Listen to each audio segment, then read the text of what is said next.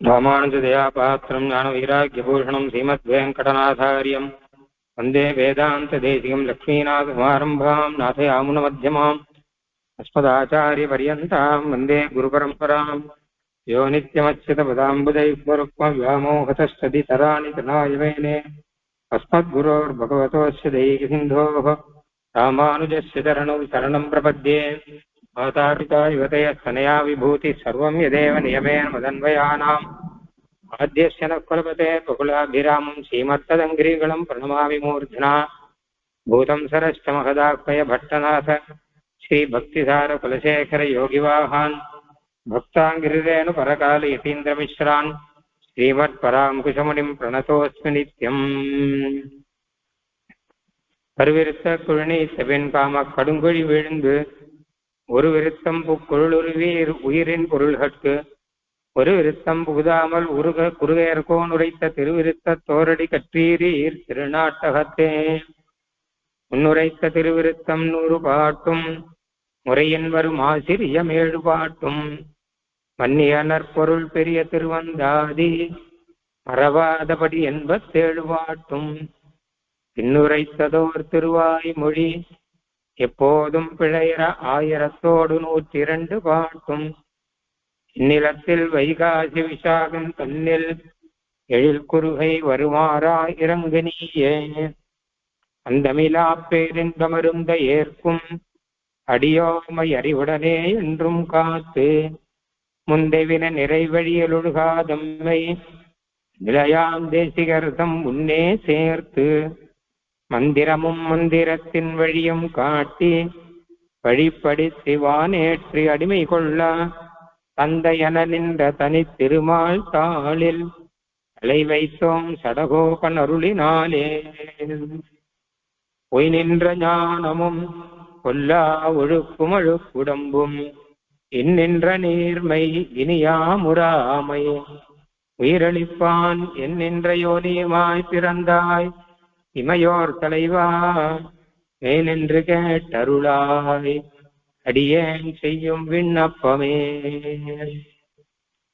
நாயிகா பாவத்திலே ஆழ்வார் செய்தருளுகிற விண்ணப்பம் இது ஒன்னையும் நம்ம அழகாக பார்க்கிறோம். தாயார் பாசுரமாக, தோழி பாசுரமாக, ஆழ்வாருடைய சொந்த பாசுரமாக. அதாவது நாயிகா பாவத்திலே இப்போ 38வது பாசுரத்துல நீல நெய்தல், கருநீல நெய்தல் பூக்களை பார்த்து நீங்கள் என்ன தவம் செய்தீர்கள்? ஒருவேளை ஜலத்திலே நின்று கொண்டு நீங்கள் செய்கிற தவம்தானா? அந்த தவத்தின் பலனாக எம்பெருமானுடைய நிறத்தை நீங்கள் பெற்றிருக்கிறீர்களா?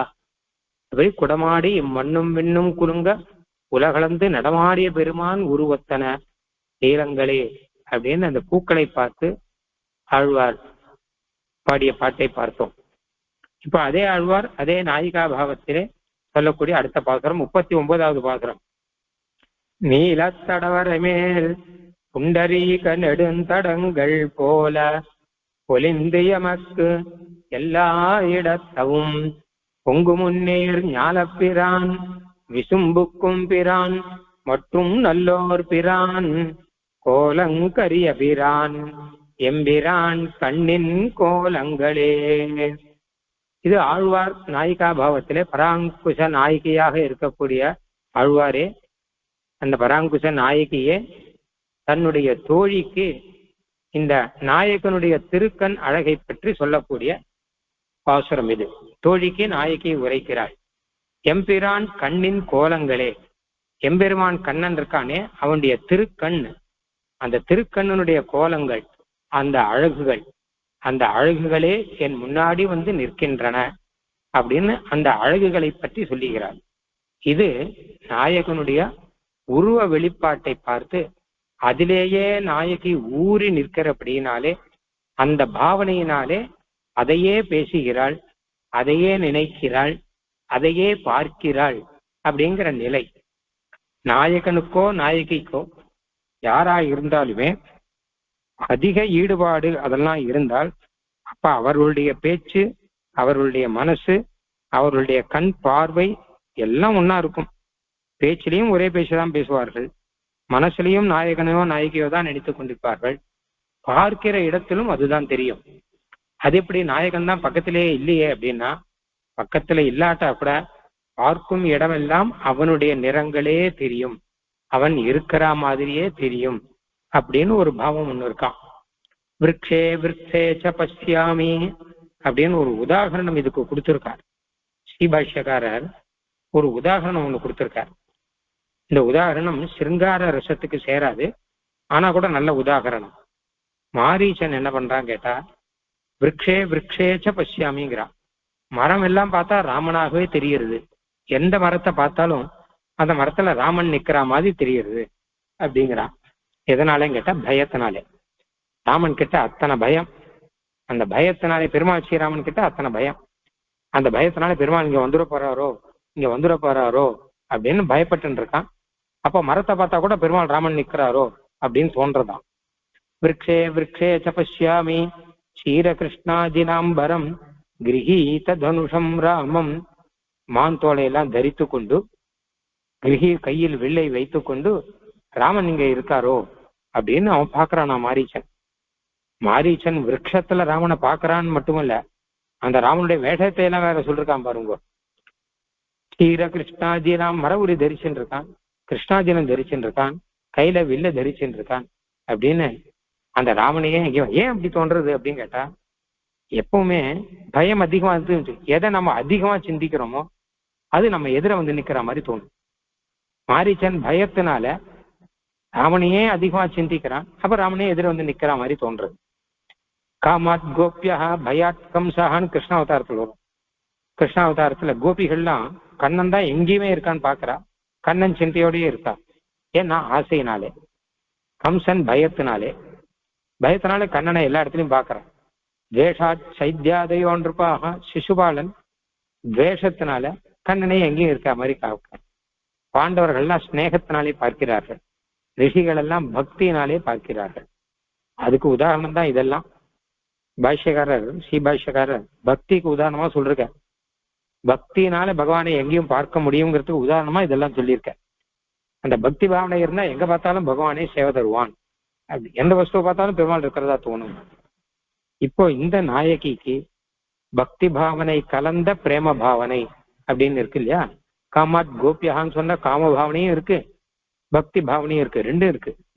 அதனால எங்க பார்த்தாலும் கண்ணன் மாதிரி இருக்காரா, கண்ணனே இருக்கா மாதிரி, கண்ணனுடைய கண்ணே இருக்க மாதிரி இருக்கான். இந்த பாசுரம் சாதிக்கிறான். நீலத்தடவர மேல் புண்டரீக நெடுந்தடங்கள் போல ஒளிந்து எமக்கு எல்லா இடத்தவும் பொங்கு முன்னேர் ஞாலப்பிரான் விசும்புக்கும் பிரான் மற்றும் நல்லோர் பிரான் கோலங்கரிய வீரான் எம்பிரான் கண்ணின் கோலங்களே. ஒரு நீல ரத்தனமயமான ஒரு மலை, கருப்பா இருக்கும், நல்ல பிரகாசமா இருக்கும், நீலமணி போல ஒரு பெரிய மலை இருக்குன்னு வச்சுப்போம். அந்த மலை மேலே தாமரை பூ பூத்த குளம் இருக்குன்னு வச்சுப்போம். அது எப்படியோ அந்த மாதிரி நீளமான திருமேனியிலே தாமரை பூ போன்ற திருக்கண்களோட கண்ணன் இருக்கானாம். கண்ணனுடைய திருமேனி நீளமான மேனி, நீளமான மலை போல இருக்கு. அதுல இருக்க திருக்கண் அது தாமரை பூ பூத்தது போல இருக்கான். அப்ப நீல ரத்தனமயமான ஒரு மலை, அந்த மலையிலே தாமரையோடு கூட இருக்கக்கூடிய தடாகம் இருக்குது போல இங்கே கண்ணனுடைய திருமேனியிலே புண்டரீக கண் அப்படின்னு தாமரை பூ போன்ற கண் இருக்கு. அந்த எமக்கு எல்லா இடத்தவும், எந்த இடத்துல பார்த்தாலும் எனக்கு இந்த காட்சி தான் இருக்கு. எங்க பார்த்தாலும் அந்த தாமரை பூ போன்ற கண்ணினோட நீல மலை போன்ற கண்ணனுடைய திருமேனி இப்படியே எனக்கு சேவையை காத்துன்னு இருக்கு. எது இருக்கு அப்படின்னு கேட்டா, பொங்கு முன்னேர் ஞாலப்பிரான், பொங்கி வருகின்ற கடல் சூழ்ந்த இந்த உலகத்துக்கெல்லாம் பிரான் சுவாமியானவன், விசும்புக்கும் பிரான் மேல் லோகம் ஆகாசலோகத்துக்கும் சுவாமியானவன், மற்றும் நல்லோர் பிரான் மற்றும் இங்க இருக்கிற நல்லவர்களுக்கெல்லாம் சுவாமியானவன், கோலங்கரிய பிரான் திருமேனி கரிய திருமேனியுடன் வீட்டிற்கும் பிரான், இந்த எம்பிரான் என் சுவாமி, அவனுடைய கண்ணின் கோலங்களே, அவனுடைய கண்ணினுடைய அழகுதான் எமக்கு எல்லா இடத்தவும், எந்த இடம் பார்த்தாலும் அந்த எம்பிரான் சேவை தரான் மாத்திரமில்ல, அந்த எம்பிரானுடைய திருக்கண், அந்த திருக்கண்ணுடைய கோலங்கள் அழகுகள் அந்த அழகுகள் தான் எனக்கு எங்க பார்த்தாலும் சேவை கொடுத்து கொண்டிருக்கின, எங்க பார்த்தாலும் நான் அவற்றை தான் பார்த்து கொண்டிருக்கிறேன். சர்வாங்க சுந்தரன் எம்பெருமான் அவனுடைய கண் அழகிலே ஈடுபட்டு இந்த பாட்டு இருக்கு. எப்பவுமே எம்பெருமானுடைய திருமேனியிலே கண் அழகுக்கு தான் எல்லாருமே ஈடுபடுவார்கள். இப்படியா கம்பன் சொன்னாரையா, வாள் கொண்ட கண்ணார், அதாவது தோல் கண்டார் தோலே கண்டார் சொல்லச்ச ஒன்னும் திருக்கைகள் எல்லாமே காணும்படியாக அழகா இருக்கு. தோல் கண்டார் தோலே கண்டார், தாள் கண்டார் தாளே கண்டார் அப்படின்னா இருக்கு. வாள் கொண்ட கண்ணார் யாரே வடிவினை முடிய கண்டார் அப்படின்னு அந்த எம்பெருமானுடைய திருக்கண்ணை பார்த்தவர்கள் வேற எதிரியுமே ஈடுபட மாட்டார்களாம். அந்த ரீதியில அவனுடைய எம்பிரான் கண்ணின் கோலங்களே, அவனுடைய கண்ணினுடைய அழகுதான் எல்லா இடத்துலையும் எனக்கு தெரிகிறது அப்படிங்கிற அர்த்தத்துல இருக்கு. இது பல இடத்துல ஆழ்வார் சாய்ச்சிருக்க எம்பெருமானுடைய திருக்கண் அப்படின்னு. அத குறிப்பா சொல்லணும்னா, ஏழையராவியுண்ணும் இணை கூற்றங்கொலோ அறியேன் ஆழியங்கண்ணபிரான் திருக்கண்கள் கொலோ அறியேன் சூழவும் தாமரை நான் மலர் போல் வந்து தோன்றும் கண்டீர் தோழியர் அன்னவீர் தோழியர் காள் அன்னவீர் என் செய்கேன் துயராட்டியே. ஏழையராவி உண்ணும் இணை கூற்றம் கொலோ அறியேன். எங்க உயிரை பறிப்பதற்காக நாங்களாம் ஏழைகள், ஐயோ பாவம் ஐயோ பாவம், நாங்கள் எங்கள் உயிரை பறிப்பதற்காக வந்த கூற்றம் யமன் இந்த கண்ணுங்கிறது. ஏன்னா கண்ணன் தன் கண்ணழகை காட்டி எங்களை படாதபாடு படுத்தி எங்கள் உயிரையும் பறித்து கொண்டு விடுகிறான் அப்படின்னாச்சு. ஆழி அங்கண்ணவீரான் திருக்கண்கள் கொலோ அறியேன் அப்படின்னு கரியவாகி புடை பறந்து மிளிர்ந்து செவ்வரியோடி நீண்ட அப்பெரியவாய கண்கள் எம்மை பேதமை செய்தனவே அப்படின்னு ஆழ்வார் சொல்ற மாதிரி பைத்தியம் பிடிக்க வச்சுக்க முடியாத கண்கள். அந்த கண்ணுக்கு பல கோலங்கள் இருக்கான். கரியவாகி புடை பறந்து மிளிர்ந்து செவ்வரியோடி நீண்ட இப்படிலாம் சொல்றாரு இல்லையா. அந்த கண்ணின் கோலங்களே, அதனால இந்த பாட்டுல கண்ணின் கோலங்களேன்னு சொல்ற. கோலம்னா அழகுன்னு அர்த்தம். கண் அழகு என் கண் முன்னாடி வந்து நிற்கிறதுன்னு சொல்லல, கண்ணின் கோலங்கள் அப்படின்னு பகுவச்சனத்துல போட்டிருக்காரு. கண்ணனுடைய கோலங்கள், கண்ணனுடைய அழகுகள். அழகுன்னு சொன்னா கரியவாகி புடை பறந்து மிளிர்ந்து செவ்வரியோடி நீண்ட அப்பெரியவாய கண்கள் அப்படின்னு சொல்ற மாதிரி எத்தனை விதமான அழகு உண்டோ அத்தனையும் உண்டு. நீளமாக இருக்கக்கூடிய கண்கள், அகலமாக இருக்கக்கூடிய கண்கள், கருப்பாக இருக்கக்கூடிய கண்கள், நடுவிலே செவ்வரியோடி சிவந்த வரிகளோடு கூட இருக்கக்கூடிய கண்கள், குளிர்ச்சியாக இருக்கக்கூடிய கண்கள், கொஞ்சம் ஜலம் நிறைந்ததாக இருக்கக்கூடிய கண்கள், தாமரைப்பூ மலர்ந்தது போல இருக்கக்கூடிய கண்கள்னு எல்லாத்தையும் வச்சுக்கணும். எல்லாம் சொல்லிருக்காரு இல்லையா. அதெல்லாம் கோலங்கள் அப்படின்னு பலவிதமான கோலங்கள்ல இருக்கு. அது மட்டுமல்ல, அந்த கண்கள் மூலம் கண்ணன் காட்டக்கூடிய பாவனைகளை வச்சு பார்த்தா அப்பவும் பலவிதமான கோலங்கள். அப்படின்னா அந்த கண்கள் கொண்டு ஒன்று பேசி அப்படின்னு ஆழ்வார் சொல்லாரு இல்லையா. ஊதுமத்தையும் குடற்கே உயேன்னான் அப்படிங்கிற பாசுரத்துல தூமடி இசைகள் கொண்டு ஒன்று நோக்கி அப்படின்னு கண்ணால பார்க்கலையாம், கண்ணால பேசுறானாம் கண்கள். ஏன்னா அவனுடைய கண்ணுல ஒவ்வொரு அசைவும் ஒவ்வொரு வார்த்தை பேசும். நீ எப்படி இருக்கிறாய், நீ என்னை நினைத்து கொண்டிருக்கிறாயா இல்லையா, உன்னுடைய நினைவுதான் எனக்கும் இருக்கு அப்படின்னு கண்ணை மெதுவாக அவன் மூடினான்னா உன்னையே நான் பார்த்துட்டு இருக்கேன், உன்னுடைய நினைவுதான் எனக்கு இருக்கு அப்படின்னு மெதுவாக கண்ணை மூடினா அர்த்தம். கண்ணை திறந்து பார்த்தானா உனக்கு என்ன எண்ணம் இருக்கு, நீ என்னை நினைத்து கொண்டிருக்கிறாயா அப்படின்னு அதெல்லாம் அர்த்தம். அப்போ இந்த மாதிரி கண்களாலேயே கண்ணன் அந்த ஆயர்குல பெண்களோடு பேசுகிறான் அப்படின்னு வரும் இல்லையா. கண்களாலே பேசுவான். அதனால பல கோலங்கள், அந்த கண்ணுக்கு எத்தனையோ கோலங்கள் இருக்கு, எத்தனையோ பாவங்கள் இருக்கு. அது அவர்களுக்கு மட்டுமே தெரிந்த ரகசியம், அவர்களுக்கு மட்டுமே புரிந்த ரகசியம். நாயகியினுடைய கண் பாவனையோ நாயகனுடைய கண் பாவனையோ இவர்களுக்கு மட்டும்தானே தெரியும், வேற யாருக்கு தெரியும்.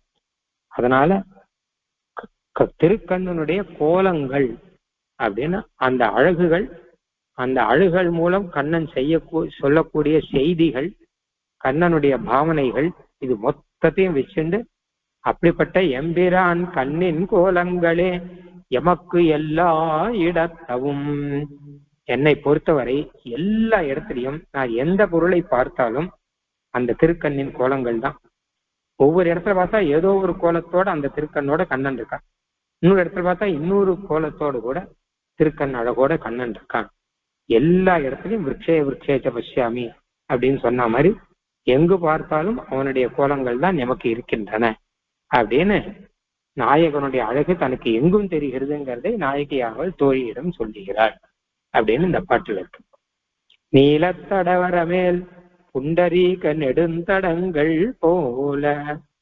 நீளமான தடன பெரிய, வரைனா மலை, பெரிய ஒரு மலை, அதுவும் நீளமான மலை, கருப்பா இருக்கு, நீல மணி போல இருக்கு, கருப்பான ரத்தனம் போல. அதாவது மலைனா பாறாங்கல்லா தானே இருக்கும், பாறாங்கல்லா இருக்கிற மலையை பார்க்காதுங்க, ஒரு நீல ரத்தனம். ஆனா நீல ரத்தனம்ங்கிறது ரொம்ப சின்னதா குட்டியா தானே இருக்கும்னா, ஒரு பெரிய மலை அளவு ஒரு நீல ரத்தனம் இருக்குன்னு வச்சுக்கோங்க, அது எப்படி இருக்கும்? நல்ல பிரகாசமா இருக்கும், கருப்பா இருக்கும், மலை போல பெருசாவும் இருக்கும்னா அது எவ்வளவு அழகா இருக்கும். அந்த மாதிரி பெருமானுடைய திருமேனி, அதுல தாமரை கண்கள் இருக்கு. அது ஒரு மலை மேலே தாமரை தடாகம் இருக்க மாதிரி இருக்கான், தாமரை குளங்கள் இருக்க மாதிரி இருக்கான். நீலத்தடவர மேல் புண்டரீக நெருந்தடங்கள் போல பொலிந்து, இந்த போல பொலிந்து அது போல பிரகாசிக்கின்றன. எமக்கு எல்லா இடத்தவும். புண்டரீக குளம் போல கண்கள் இருக்குன்னு அர்த்தம். எம்பிரான் கண்ணின் கோலங்கள் அது போல இருக்கு. பொங்கு முன்னேர் ஞாலப்பிரான், அந்த எம்பெருமானை பற்றி சொல்லக்கூடிய வார்த்தை. இந்த உலகத்துக்கெல்லாம் நாயகன், சீவை கொண்ட உலகத்துக்கெல்லாம் நாயகன் அப்படின்னு எல்லாத்தையும் சொல்ற. பொங்கு முன்னீர் ஞாலப்பிரான், பொங்கு முன்னீர் நன்னா பொங்கி வருகிற கடல் சூழ்ந்த இவ்வுலகம் அர்த்தம். இந்த உலகத்துக்கு பிரான் தலைவன். பொங்கு முன்னேர் ஞாலப்பிரான் விசும்புக்கும் பிரான், ஆகாசத்தில் இருக்கிற தேவர்கள், மேலே சீவை குண்டத்தில் இருக்கிற தேவர்களுக்கும் பிரான். மற்றும் நல்லோர் பிரான், இந்த பூலோகத்துக்கும் சீவை குண்டத்துக்கும் நாயகன் மாத்திரம் இல்ல, குறிப்பாக நல்லவர்கள் யாரா இருந்தாலும் அவர்களுக்கெல்லாம் நாயகன் அப்படிங்கிறதையும் குறிப்பாக சொல்லணும். அதனால அதையும் சொல்ற. மட்டும் அதாவது வச்சுக்கணும், ஞாலப்பிரான் அப்படின்னு இந்த லோகம், விசும்புக்கும் பிரான் நித்திய விபூதி, அப்புறம் மற்றும் நல்லோர் பிரான் அப்படின்னு யார சொல்ற? இந்த லோகத்துல இருக்கவாள சொல்றாளா, நித்திய லோகத்துல இருக்கவாள சொல்றாளா, நித்திய விபூத்துல இருக்கவாள சொல்றாளா அப்படின்னு கேட்டா, இந்த லோகத்துல இருக்கவாள சொல்றார் அப்படின்னா அதுதான் ஞாலப்பிரான்னு சொல்லியாச்சு. நித்திய லோகத்துல இருக்கிற சீவிகண்ட லோகத்திற்கு நித்திய சூரியோட நாயகன்னு சொல்றாருன்னா அதுதான் விசும்புக்கும் பிரான்னு சொல்லியாச்சு. மற்றும் நல்லோர் பிரான் அப்படின்னு யார சொல்றார் அப்படின்னா, இந்த லோகத்திலையும் இல்லாமல் சீவை குண்ட லோகத்திலையும் இல்லாமல் இடையே இருக்கிற ஆழ்வார் போன்றவர்கள் தான் நல்லோர்கள். இவர்கள்லாம் அவர்கள்லாம் பிரகிருதி லோகத்துல இல்லை. ஏன்னு கேட்டா இங்க இருந்து எம்பெருமானுடைய சிந்தையே இருக்க அப்படின்னால. சீவை கொண்ட லோகத்திலையும் இல்லை. ஏன்னு கேட்டா பிராகிருத சம்சர்க்கம், பிரகிருதி லோகத்திலான உடம்பு இங்க இருக்கு, அதனால சரீர சம்சர்க்கம் இருக்கும் இல்லையோ, அதனால சீவை கொண்ட லோகத்துல இருக்கான்னு சொல்ல முடியல, இந்த லோகத்துல இருக்கான்னு சொல்ல முடியல. ஏன்னா மனசெலவுல அவ இந்த லோகத்துல இல்லை, ஓ சீவை கொண்ட லோகத்துல இருக்கா. அப்போ உடம்பளவுல இந்த லோகத்துல இருந்தாலும் மனசெலவுல இந்த லோகத்துல இல்லாமல் சீவை கொண்ட லோகத்துல இருப்பவர்களை இரண்டும் கெட்டான்னு சொல்லுவா இல்லையா, அந்த மாதிரியான ரீதியில இருப்பவர்களை நம்ம என்ன சொல்றதுன்னு பார்த்தார் ஆழ்வார். அதான் ஞாலப்பிரான் விசும்புக்கும் பிரான் மற்றும் நல்லோர் பிரான், இந்த ரெண்டிலும் இல்லாமல் நாயகமாக நடுவிலே இருப்பவர்கள் போல இருக்கக்கூடிய நல்லோர்கள், ஆழ்வார் போன்றவர்கள், ஆழ்வார் ஆச்சாரியர்கள் போன்றவர்கள், அதாவது முமுட்சுக்கள், சுருக்கமா சொல்லணும்னா சரணாகதி பண்ணிட்டு இருக்கவாள் அப்படிதான் இருப்பா போல இருக்கு. அப்படிப்பட்டவர்களுக்கு நாயகன். பொங்கு முன்னேர் ஞாலப்பிரான் விசும்புக்கும் பிரான் மற்றும் நல்லோர் பிரான் கோலங்கரிய பிரான், திருமேனி கருத்து இருக்கக்கூடிய எம்பெருமான். இதுக்குதான் நீல தடவரை மேல் அப்படிங்கிறதுக்கு அர்த்தமாக இத சொல்ல. கோலங்கரிய பிரான் எம்பிரான் கண்ணின் கோலங்களே, எம்முடைய பிரான் என்னுடைய சுவாமி, அவனுடைய கண்ணின் கோலங்கள் எனக்கு எல்லா இடத்தவே, எங்கெங்கும் எனக்கு சேவை சாதிக்கின்றன, எங்க பார்த்தாலும் அந்த கண்ணின் கோலங்களே காட்சி அளிக்கின்றன அப்படின்னு அர்த்தம். எம்பெருமானுடைய கண் அழகிலே ஈடுபட்டு ஆழ்வார் இருக்கிறபடினால சுவாபதேசம் அப்படின்னா ஆழ்வாரே பெருமாளுடைய கண்ணழகிலேயே ஈடுபட்டு இருக்கார் அப்படின்னு அதையே சொல்லலாம். பெருமானுடைய கட்டாட்சம் ஆழ்வாருக்கு விசேஷமாக இருக்கிறபடினால திருவாய்மொழியெல்லாம் ஆழ்வார் சொன்ன மாதிரி இங்க கண்ணழகிலே ஆழ்வார் ஈடுபட்டு இந்த பாசுரத்தை சொல்றார். அப்போ எமக்கு எல்லா இடத்தவும் அப்படின்னு சொன்ன மாதிரி ஆழ்வாருக்கு எங்கு பார்த்தாலும் பகவானுடைய கண்ணழகே தோன்றபடினாலே அப்படிப்பட்ட பகவானுடைய கடாட்சமானது ஆழ்வார் ஆசைப்படுகிறார். அவன் உன்னுடைய கண்களாலே திறந்து எம்மை கடாட்சம் செய்ய வேணும் அப்படின்னு அவர் சொல்றார் இல்லையா. நேர திருப்புலிங்குடி கிடந்தானே உன்னுடைய தாமரை கண்கள் திறந்து நோக்காய் அப்படின்லாம் சொல்றாரு இல்லையா. திருப்புலிங்குடியில கிடந்த எம்பெருமானை பார்த்து இந்த லோகத்துல எல்லாரும் ஆச்சரியப்படும்படியாக நீர் எழுந்து அமர்ந்திருந்து உம்முடைய தாமரை கண்களாலே எம்மை கடாட்சம் செய்தருள வேணும் அப்படின்னு ஆழ்வார் பிரார்த்திக்கிறார் இல்லையா.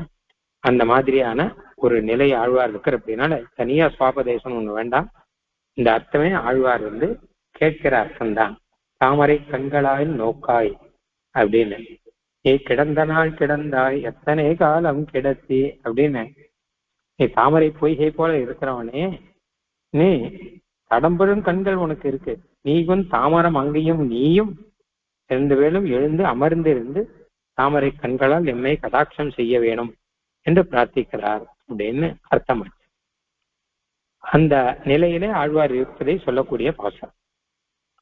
கோலப்பகல் களிரொன்று கற்புய்ய குழாம் விரிந்த நீலக்கங்குல் களிரெல்லாம் நிறைந்த நேரிழையேர் ஞால பொன்மாதின் மணாளன் துழாய் நங்கள் சூழ் குடற்கே ஏல புனைந்து என்னை மாறு எம்மை நோக்குவது என்று கொலோ. இதுவும் நாயகியினுடைய பாசனம். இதுவும் தோழிகளிடம் நாயகி சொல்லக்கூடிய பாசுரம். நேரிழையீர் அப்படின்னு தோழிகளை பார்த்து சொல்லுகிறார். நேரிழையீர் அழகான ஆபரணங்களை உடைய தோழிகளே, எனக்கு என்று கொலோ, எனக்கு எந்த காலம் வருமோ எங்களுடைய தாயானவள் எனக்கு அந்த எம்பெருமானுடைய திருத்துழாயை கொண்டு வந்து என்னுடைய குழலிலே சூட்டும் காலம், அடர்ந்த என்னுடைய தலை மயிரிலே என்னுடைய தாய்மார்கள் எல்லாம் எம்பெருமானுடைய திருத்துழாய் மாலையை கொண்டு வந்து சூட்டி என்னை அழகு பார்ப்பது என்று கொலோ, என்னைக்குதான் நடக்கும். கோலப்பகல் களிரொன்று கற்புய்ய குழாம் விரிந்த நீலக்கங்குள் களிரெல்லாம் நிறைந்தன. காலம் போயின்னு இருக்கு. எங்க அம்மா என்னைக்குதான் வரப்போறாள். ஒவ்வொரு நாளும் போகிறது. பகல் போகிறது, இரவு வருகிறது, இரவு போகிறது, பகல் வருகிறது. அப்படி பார்த்தான்னா பகல் போகிறது அப்படின்னா நல்ல அலங்காரத்தோடு கூடிய ஒரு யானை, உப்பில்லாத யானை ஒன்று போகிறா போலே சூரியன் அஸ்தமனம் ஆகிறான், ஒரு பர்வதத்திலே மறைகிறான். அந்த சமயம் பார்த்து சூரியன் மறைவானோ என்று பார்த்து இருளானது, நீல நிறத்தையுடைய இருளானது, அதுவும் யானை போல பல யானைகள் நாலா பக்கத்திலிருந்தும் ஒன்றாக எதிரே சேர்ந்தன. இப்படி பகலும் போயிற்று, இரவும் வந்தது, எமக்கும் துக்கம் அதிகமாகிறது. அப்படி இருக்கும் பொழுது ஞாலப்பொன் மாதின்மலாளன் ஸ்ரீதேவிக்கு நாயகன், பூதேவிக்கு நாயகன் எம்பெருமான் அவனுடைய திருத்துழாயை கொண்டு எங்களுடைய தலைமுடியிலே சூட்டி எங்கள் தாயார் எப்பொழுது அழகு பார்க்க போகிறாரோ எனக்கு தெரியவில்லையே, அந்த நாளும் எந்த நாளோ என்று கொலோ என்பதாக தம்முடைய ஆற்றாமையை நாயகியானவள் தோழியரோடு சொல்லுகிறாள் அப்படின்னு அர்த்தம். அதாவது காலம் போயின்னு இருக்கு. அந்த காலத்திலையும் பகல் போய் இரவு வரும்போது ஐயோ ஒரு நாள் இப்படி போயிடுத்தே, இன்னும் கண்ணன் வரலையேன்னு தோணும். பகலாவது சீக்கிரம் போயிடும், அப்புறம் இரவு போகவே போகாது இல்லையா, நீளிரவாக இருக்கும் அல்லவா. இப்போ அந்த சமயத்துல ஆற்றாமை இன்னும் அதிகமாகும். அப்போ அந்த சமயத்துல சொல்றார் இந்த பாட்டு. இந்த பகலும் யானை மாதிரி இருக்கான், இரவுகளும் யானை மாதிரி இருக்குன்னு சொல்றார். கோலப்பகல் களிரொன்று கற்புய்ய, கோலம் அலங்காரத்தை உடைய பகல்னா சூரியன் அர்த்தம். சூரியனாகிற ஒரு யானையானது கல்புய்ய அப்படின்னா மலையிலே அஸ்தமனம் ஆயிற்று. சூரியன் வந்து மலையிலே தோன்றி மலையிலே அஸ்தமனம் ஆகும் அப்படின்னு சொல்லலாம். மலை இருக்கிற ஊர்ல பார்த்தோம் வச்சுக்கோங்களேன், அது மலையிலேயே தோன்றி மலையிலேயே அஸ்தமனம் ஆற மாதிரி தோணும். கடல்ல இருக்கிற ஊர்ல கடல்ல தோன்றி கடல்ல அஸ்தமனம் ஆற மாதிரி தோணும். இப்ப மலைக்கு நடுவில் சூரியன் தோன்றுகிறான் அப்படின்னா நம்ம காட்சியெல்லாம் பார்க்கிறோம். அது மாதிரி மலைக்கு நடுவிலே சூரியன் அஸ்தமனம் ஆகிறான். இந்த இடத்துல பகல்னா சூரியன் அர்த்தம். ஏன்னா பகலுக்கு தேவதை சூரியன் இல்லையோ, அதனால கோலப்பகல் அப்படின்னா நல்ல அலங்காரத்தோடு கூட அழகான இருக்கக்கூடிய ஒரு சூரியனானவன். சூரியன் அப்படிங்கிறது ஒரு யானை. அந்த யானையானது களிர் ஒன்று, உப்பில்லாத ஒரு யானை. அது கல்புய்ய, அது ஒரு பர்வதத்திலே, அஸ்தமன பர்வதம் உதய பர்வதம்னு ரெண்டு இருக்குன்னு சொல்லுவா கவிகள்லாம். அஸ்தமனம் ஆகிற மலையில அது போய் புய்ய அப்படின்னா மறைந்து போக அப்படின்னு அர்த்தம். ஒரு யானையானது நடந்தது அப்படியே மெதுவா காட்டில் நடந்து போன யானையானது அப்படியே மலைக்கு போய் மலையில மறைந்தால் எப்படி இருக்குமோ அந்த மாதிரி சூரியனானவன் அப்படியே நடந்து வந்து அந்த பர்வதத்து நடுவுல போய் அவன் மறைந்து போகிறான் அப்படின்னு ஆச்சு. அதுக்கப்புறம் என்ன ஆச்சுன்னா, குடாம் விரிந்த நீலக்கங்குள் களிரெல்லாம் நிறைந்தன. சூரியன் இப்ப மறைய போறான் காத்துண்டு எல்லா பக்கத்துல இன்னும் இருள் வந்தது. இருள்னா பல யானைகள். ஒரு யானை அப்படி மறைந்த உடனே 10 பக்கத்திலையும் இருக்கக்கூடிய பல யானைகள், கருப்பான யானைகள் எல்லாம் ஒன்றாக வந்து நிறைந்தன. அப்படியே ஒன்றா வந்து இங்கே எதிரே வந்து அப்படியே சேர்ந்து இருக்கின்றன. இரவு வந்துருத்து. எப்பவுமே பகல் போனது ஒரு சூரியன் போறான். பகல்னா ஒரு சூரியன் தானே, அந்த ஒரு சூரியன் போறாங்கிறது தெரியுது. இரவு அப்படிங்கிறது ஒரு இரவுன்னு சொல்ல முடியாது. ஏன்னா நானா பக்கத்திலிருந்து இரவு வருது. சூரியன் ஒருத்தன் போயிதாச்சுன்னா அதுக்கப்புறம் இந்த பக்கம் இருட்டி போகும், அந்த பக்கம் இருட்டி போகும், பின்பக்கம் இருட்டி போகும், எல்லா பக்கமும் இருட்டி போறது இல்லையா? அப்ப இரவெல்லாம் எல்லா பக்கத்திலிருந்து வந்து சூழ்ந்து நிக்கிற மாதிரி இருக்கு. சூரியன் வந்த உடனே எல்லா இரவும் அந்தந்த பக்கம் அப்படி அப்படியே போயிடும்.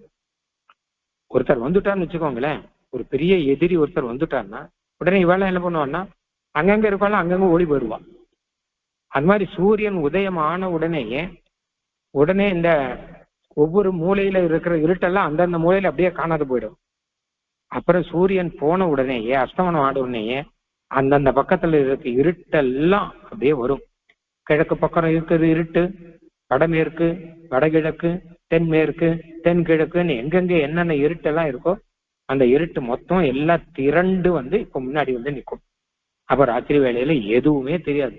அந்த மாதிரி கும் இருட்டாக ஆயிடும். ஒருத்தன் சூரியன் ஒருத்தன்.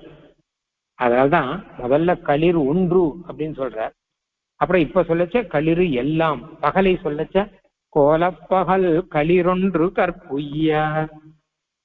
அழகான சூரியன் அப்படிங்கிற ஒருத்தன் கல்புய்ய மலையிலே மறைய, குழாம் விரிந்த நீலக்கங்குள் களிரெல்லாம். குழாம் விரிந்த கூட்டம் கூட்டமாக அங்கங்க பறந்திருக்கிற நீளமான இருட்டு, கருப்பான கங்குள்னா இருட்டுன்னு அர்த்தம், இரவு. அதெல்லாம் களிரெல்லாம், அதெல்லாம் ஒண்ணு ஒண்ணு ஒவ்வொரு யானை நிச்சயம். அந்த யானை எல்லாம் நிறைந்தன, எல்லாம் ஒண்ணு சேர்ந்து என் முன்னாடி வந்து நிற்கின்றன. பகல் போய் இரவு வந்தது, இன்னும் துக்கம் அதிகமாயிட்டுங்கிற இதை இப்படி சொல்ற. அழ்வாரிப்பையும் முதல் 2 வரியில ரொம்ப அழகா வர்ணிக்கிறார் இல்லையா? எல்லா பாட்டிலையும் அந்த வர்ணனைங்கிறது ரொம்ப ஆச்சரியமா இருக்கிறத நாம பார்த்துட்டு இருக்கோம். கவிகளுக்கே உரிய ரீதியில போன பாட்டுல கூட நீலத்தடவரமேல் புண்டரீக நெடுந்தடங்கள் போல அப்படின்னு சொல்றாரு இல்லையா? அந்த மாதிரி இந்த பாட்டிலையும் பகல் போய் இரவு வந்தது அப்படிங்கறதா இப்படி சொல்ற. கோலப்பகல் களிரொன்று, அது ஒரு யானை, இது 10 யானை. அது அழகான யானையா, இதெல்லாம் ரொம்ப கருப்பான யானை. அது யானையிலேயே சில ஜாதி யானை வெள்ளையா இருக்கும். வெள்ளை யானை அப்படிங்கிறது இந்திரனுடைய ஐராவத யானை இருக்கும் இல்லையோ, அதெல்லாம் வெளுப்பா இருக்கும். அதெல்லாம் உயர்ந்த ஜாதி யானை. கொஞ்சம் வெளுப்போடு கூட கொஞ்சம் சிவப்போடு கூட இருக்கும், ரெண்டும் இருக்கும். கொஞ்சம் வெளுப்பு, லேசாக சிவப்பு. அந்த யானைக்கு அலங்காரங்கள்லாம் பண்ணி வச்சா வச்சுக்கோங்க. அலங்காரம் இல்லாத யானை சில யானைக்கு பட்டத்து யானை மாதிரி யானைக்கெல்லாம் மேல அலங்காரங்கள்லாம் பண்ணுவா. அதான் கோலப்பகல் களிரொன்று அப்படிதான் இருக்கான். சூரியனை பார்த்தா அப்படி இருக்கான். ஏன்னா வெளுத்த யானை போல இருக்கான் சூரியன்.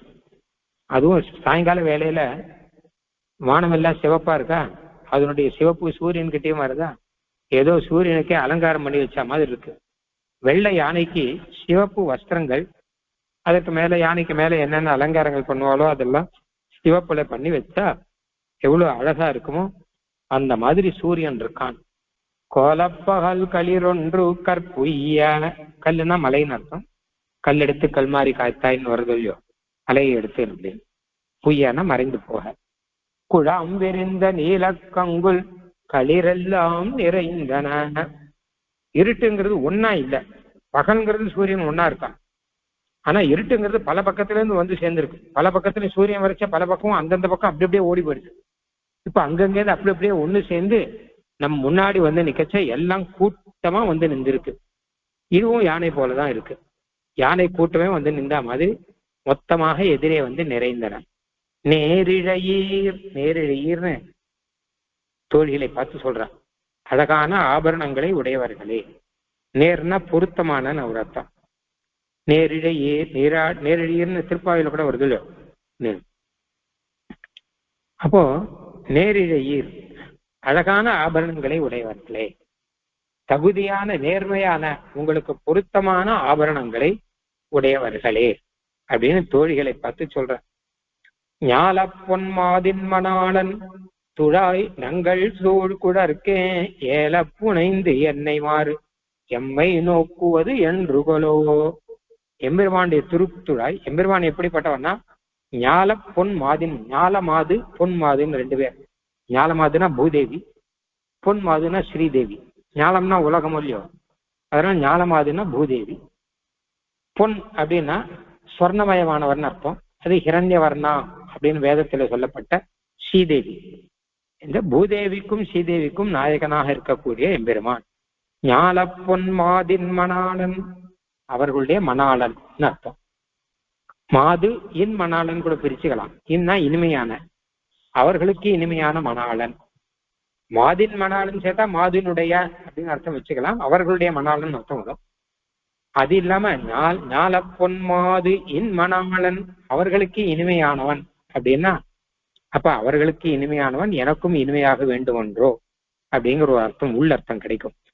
அவர்களுக்கு எத்தனை இனிமையோ அத்தனை இனிமையானவனாக எனக்கும் இருக்க வேண்டும் அவன் அப்படின்னு ஒரு எண்ணத்திலே சொல்றார். ஞால பொன்மாதின் மணாளன் துழாய், அவனுடைய திருத்துழாயை நங்கள் சூழ்குழற்கே, எங்களுடைய சூழ்குழல், சூழ்ந்து முடிந்து இருக்கக்கூடிய அடர்த்தியான திருக்குழல், தலைமுடியிலே ஏல புனைந்து, அதிலே அழகாக ஏல பொருந்தும்படியாக புனைந்து சூட்டி, நாயகனுடைய திருத்துழாய் மாலையை கொண்டு வந்து எங்கள் குழையில எங்கள் அம்மாவே கொண்டு வந்து சூட்டி புனைந்து என்னை மாறு, என் ஐமார் என்னுடைய தாய்மார்கள் எம்மை நோக்குவது, எம்மை பார்ப்பது என்று கொலோ. அப்படி சூட்டி என்ன பார்க்கணும். தாய்மார்கள்லாம் என்ன பண்ணுவாங்க கேட்டா, பொண்ணுக்கு கல்யாணம் அப்படின்னா அவளுக்கு அழகான தலைமுடியில அழகான புஷ்பங்கள்லாம் கொண்டு வந்து சூட்டி அலங்காரம் பண்ணி அவளை பார்த்து, ஆகா இப்பொழுது அழகா இருக்கே, இப்பதான் கல்யாண அழகு அப்படிங்கிறதே வந்திருக்கு. அப்போ பெண்ணுக்கு இந்த அலங்காரங்கள்லாம் பண்ணி அவளுக்கு கல்யாணத்துக்குன்னு ஒரு அழகு ஒன்று ஒரு மொழியோ, ஒரு சோபை ஒன்று ஒரு மொழியோ, அதை பார்த்து தாயார் சந்தோஷப்படுவாள். அப்படிதானே லோகத்துல பார்க்கிறோம். அந்த மாதிரி என்னுடைய தாயாரானவள் எனக்கு அந்த நாயகனுடைய திருத்துழாயை கொண்டு வந்து என்னுடைய அழகான தலையிலே சூட்டி என்னை பார்த்து, ஆகா உனக்கு இந்த கல்யாண பாவம் வந்துவிட்டது, கல்யாண அழகு வந்துவிட்டது என்பதாக என்னை பார்த்து அவள் சந்தோஷப்படணும். அப்படிப்பட்ட நாள் என்று கொலோ. நேரிழையேர் ஞால பொன்மாதின் மணாளன் துழாய் நங்கள் சூழ்குழற்கே ஏல புனைந்து என்னை மாறு எம்மை நோக்குவது என்று கொலோ. அப்படி என்னைக்குதான் தாயார் என்னையும் எம்பெருமானையும் சேர்த்து வைத்து இந்த மாதிரி சந்தோஷப்பட போறாளோங்கிற அர்த்தத்துல அவனுடைய திருத்துழாயை கொண்டு வந்து எனக்கு சூட்ட போகிறாளோ. நேரிழையீர் அப்படின்னா அழகான ஆபரணங்களை உடையவர்கள் அர்த்தம். இழைனா ஆபரணம், அதாவது அவர்களுக்கு அவர்களுடைய உடலுக்கேற்ற ஆபரணங்கள். அவர்கள் உடல் எப்படி அழகா இருக்கோ, தோழிகளுடைய உடம்பு எப்படி அழகா இருக்கோ அதற்கேற்ற ஆபரணங்களை உடையவர்கள் அப்படின்னு அர்த்தம். இன்னொரு அர்த்தம், மெல்லியதான ஆபரணங்களை உடையவர்கள். சில பேர் கனாவனான ஆபரணம் போட்டுருப்பா, அதுவும் நல்லா இருக்காது. அந்த உடம்புக்கு ஏற்ற திட்டமா போட்டாதானே நல்லா இருக்கும். உடம்பு முழுக்க பெருமாளுக்கு சாத்துற மாதிரி நாமெல்லாம் ஆபரணங்களே சாத்தின்னு இருந்தா நல்லா இருக்குமா? அது பெருமாளுக்கு நல்லா இருக்கும். பெருமாள் திருமையினே விக்கிரகத்துக்கு சாத்தினா நல்லா இருக்கும். உடம்புல ஓரளவு சூட்டினாதான் நல்லா இருக்கும். அந்த மாதிரி பொருத்தமான ஆபரணங்களை உடையவர்கள் அப்படின்னு அர்த்தம். அதாவது ஆழ்வாரானவர் இப்பொழுது எம்பெருமானுடைய திருத்துழாய்க்கு ஆசைப்பட்டு இந்த பாட்டை அருளி செய்கிறார் அப்படின்னு அர்த்தம். பகல் இருக்கிறது, இரவும் இருக்கிறது. பகல் அப்படின்னா ஞானம், இரவு அப்படின்னா அஜ்ஞானம். இந்த பிரகிருதியில இருக்கிறபடினால, சரீரத்துல இருக்கிறபடினால சில சமயம் ஞான குறைவு வரும் போல இருக்கு. ஆனால் எம்பெருமானுடைய அனுகிரகத்தினாலே மயர்வர மதி நலம் அப்படிங்கிறது வருகிறது. ஆழ்வாருக்கு விவேக பிரகாசம் மயர்வர மதி நலம் எப்பவும் இருக்கும், குறையாது. ஆனா கூட பிரகிருதிங்கிறது இருட்டு தானே. அந்த பிரகிருதியில இருக்கிறபடினால இருட்டுல இருக்கும்படியான ஒரு எண்ணம் அதுவும் ஆழ்வாருக்கு அடிக்கடி வந்துட்டு இருக்கு. இந்த மாதிரி நாம இருட்டுல இருக்கோமே, பகல்ல இல்லாமல் இருட்டிலே இருக்கோமே அப்படிங்கிற எண்ணமும் ஆழ்வாருக்கு அடிக்கடி வந்துட்டு இருக்கு. பகவத் அனுபவத்தை பேசும்போது பார்த்தானா அப்போ பிரகாசத்துல இருக்கார் அப்படின்னு ஆழ்வாருக்கே தோணுகிறது. திருவாட்டார் எம்பெருமானை சொல்றாரு இல்லையா, அந்த மாதிரியாக சில சமயம் ஐயோ இருட்டல இருக்கோமே, சம்சாரத்துல இருக்கோமே அப்படின்னு ரெண்டும் தோன்றும்படி இருக்கு. அப்படி இருக்கச்ச அந்த எம்பெருமானுடைய பரம பிரசாதமாக அவனுடைய திருத்துழாயானது இங்கே என் தலைமேலே சூழும்படியாக, திருமகள் மண்மகள் நாதனான அவனுடைய திருத்துழாயானது என் தலைமேல் சூடும்படியாக வாய்க்க வேணும் அப்படிங்கிறத ஆழ்வார் ஆசைப்படுகிறார் அப்படின்னு. நேரிழையீர் அப்படின்னு கூப்பிடுறார். அது தன்னுடைய தோழிமார்களை, அதாவது ஆச்சாரியர்களையும் மற்ற ஆழ்வார்களையும் பார்த்து நேரிழையீர், அழகான ஆபரணங்களை உடையவர்களே, அதாவது ஞான வைராக்கிய பூஷணம் அப்படின்னு சுவாமி தேசிகன் தனியில வரா மாதிரி ஞானமும் வைராக்கியமும் ஆபரணமாக உடையவர்கள். ஞானத்துக்கு ஏற்ற வைராக்கியம், வைராக்கியத்துக்கு ஏற்ற ஞானம் ரெண்டும் இருக்கணும். ஆபரணம்னா அப்படி இருக்கணும். பெரியவாளுக்கெல்லாம் ஆபரணம் தான். சுவாமி தேசிகன் தனியல்ல ராமானுஜ தயாபாத்திரம் ஞான வைராக்கிய பூஷணம் அப்படின்னு சொல்றாரு இல்லையா. அப்படின்னா என்ன அர்த்தம் கேட்டா, ஞானமும் வைராக்கியமும் இவருக்கு பூஷணமா இருக்கு அப்படின்னு அர்த்தம். அதாவது என்ன அர்த்தம் கேட்டான்னா, நல்ல ஞானம் இருக்கிறவர்களுக்கு வைராக்கியம் இருந்தா அது ரொம்ப அழகா இருக்கும். ஞானமே இல்லாமல், அனுஷ்டானமே இல்லாமல், பக்தியே இல்லாமல் வைராக்கியம்னா அது வரட்டு வைராக்கியமா இருக்கும். இல்ல ஞானம் அனுஷ்டானம் இருக்கு ஆனா வைராக்கியம் இல்லை அப்படின்னா அதுவும் அழகா இருக்காது. அதனால ஞானத்துக்கு அழகுனா வைராக்கியத்தோட இருக்கணும், வைராக்கியத்துக்கு அழகுனா ஞானத்தோட இருக்கணும், ஞானம் வைராக்கியம் ரெண்டுக்கும் அழகு அப்படின்னா பக்தியோட கூட இருக்கணும். ஆக இப்படி எல்லாம் பூஷணமாக அமையப்பெற்றவர் அப்படின்னு அர்த்தம். ஞான வைராக்கிய பூஷணம் அப்படின்னா ஞானமும் வைராக்கியமும் இருக்கு அப்படின்னு அர்த்தம் இல்லை. ஞானமும் வைராக்கியமும் இவர்கிட்ட இருக்கிறபடினால அதெல்லாம் அழகா இருக்கு. ஏன்னா ஞானம் வைராக்கியம் அனுஷ்டானம் பக்தி எல்லாம் சேர்ந்து இருக்கிறபடினால அழகாக இருக்குன்னு அர்த்தம். அப்படி இருக்கக்கூடிய ஆழ்வார் ஆச்சாரியர்களை தன்னுடைய தோழிகளாக கொண்டவர் ஆழ்வார், நம்மாழ்வார். அதனால நேரிழையீர் அப்படின்னு அவர்களை குறிப்பிடுகிறார் அப்படின்னு வச்சுக்கலாம். அப்போ எம்பெருமானுடைய அந்த திருத்துழாய் பிரசாதம் கிடைக்குமோ நமக்கு, அது என்று கொலோ, என்னுடைய அன்னை மாதிரி நமக்கு சூட்டுவது என்று கொலோ அப்படின்னு ஆழ்வார் இங்க நினைத்து பார்க்கிறார். அதாவது மொத்தமாக பகவத் அனுபவம் கிடைத்து, பகவத் சங்கல்பம், ஒரு சங்கல்பம் இருந்தா போதும், ஆழ்வார் மோட்சத்துக்கு போயிடலாம். ஒரே ஒரு சங்கல்பம் தானே, சங்கல்ப சூரியோதயம் சொன்ன மாதிரி, வேற என்ன வேணும்? அந்த சங்கல்பத்தை பகவான் பண்ணல இன்னும். அதனால அதை ஆழ்வார் ஆசைப்படுகிறார் அப்படின்னு வச்சுக்கலாம். என்றும் புன்வாடை இது கண்ணிலம் கோலப்பகல் களிரொன்று கற்புய்ய குழம் விரிந்த நீலக்கங்குள் களிரெல்லாம் நிறைந்தனான் நேரிழையேர் ஞாலப்பொன் மாதின் மணாளந்துடாய் நங்கள் சூழ் குடற்கேன் ஏல புனைந்து என்னை மாறு எம்மை நோக்குவது என்று கொலோ. என் ஐமார், ஐமார்னா தாய் தந்தையர்னு அர்த்தம். இந்த இடத்துல தாயார்ங்கிற அர்த்தத்தை எடுத்துக்கலாம். அவர்கள் எம்மை நோக்குவது என்று கொலோ அப்படின்னு அழகான பாசம் 40வது பாசம் முடிந்தது. ஆழ்வார் எம்பெருமானார் தேசிகன் திருவடிகளே சரணம்.